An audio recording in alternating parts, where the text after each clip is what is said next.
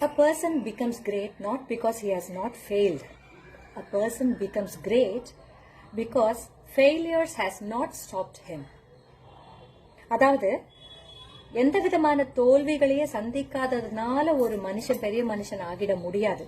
எப்போ அவன் பெரிய மனிதன் ஆகிறான் அப்படின்னா, எத்தனை தோல்விகள் வந்தாலும் தன்னுடைய முயற்சியில் சற்றும் மனம் தளராமல், தன்னுடைய முயற்சியை கைவிடாமல் தொடர்ந்து முயற்சித்து வெற்றி காண்பவன்.